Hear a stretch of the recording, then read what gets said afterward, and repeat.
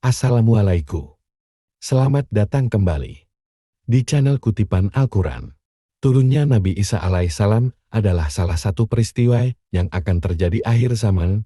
Nabi Isa diutus Allah Subhanahu wa Ta'ala membunuh Dajjal. 3 alasan memilih Nabi Isa untuk membunuh Dajjal. Sejatinya, hanya Allah Subhanahu wa Ta'ala yang tahu alasan mengapa mengutus Nabi Isa untuk membunuh Dajjal. Namun, bila mengacu pada beberapa ayat dalam Al-Quran, maka dapat diperkirakan beberapa alasan yang mendasarinya.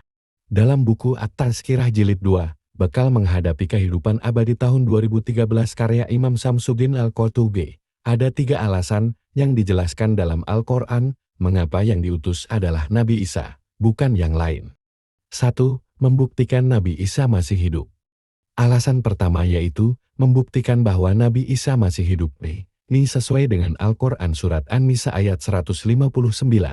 Artinya, tidak ada seorang pun dari ahli kitab, kecuali akan beriman kepadanya Isa sebelum kematiannya, dan di hari kiamat nanti Isa itu akan menjadi saksi terhadap mereka. Hal ini membuktikan bahwa tuduhan bahwa Nabi Isa telah disalib kaum Yahudi adalah salah.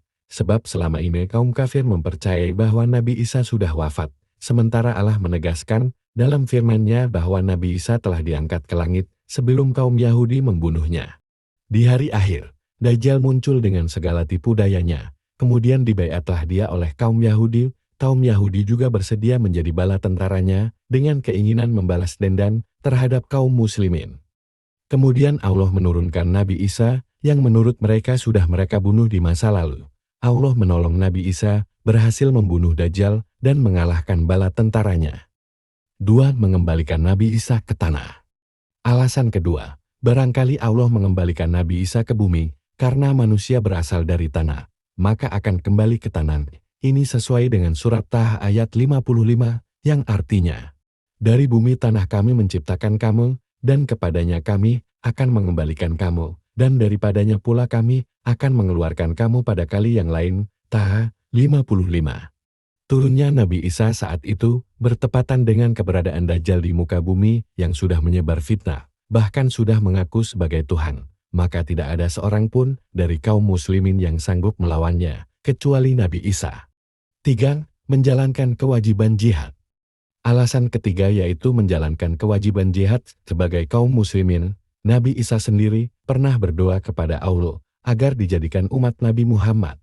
Maka Nabi Isa diturunkan ke bumi untuk menjadi umat Nabi Muhammad. Keistimewaan Nabi Muhammad memang sudah diketahui sejak masa Nabi Isa dan diterangkan di dalam Injil, sesuai surat Al-Fat ayat 29, yang artinya, Muhammad adalah utusan Allah dan orang-orang yang bersama dengan dia bersikap keras terhadap orang-orang kafir, tetapi berkasih sayang sesama mereka. Kamu melihat mereka rukuk dan sujud mencari karunia Allah dan keridaan-Nya, pada wajah mereka tampak tanda-tanda bekas sujud. Demikianlah sifat-sifat mereka yang diungkapkan dalam Taurat dan sifat-sifat mereka yang diungkapkan dalam Injil. Saat Nabi Isa turun ke bumi, Dajjal sudah berada di tengah masyarakat dan memperdaya manusia. Sebagai kaum muslimin, Nabi Isa berkewajiban untuk berjihad melawan Dajjal dan bala tentaranya. Demikian tadi telah kita ketahui 3 alasan Allah memilih Nabi Isa turun ke bumi dan membunuh Dajjal di hari akhir.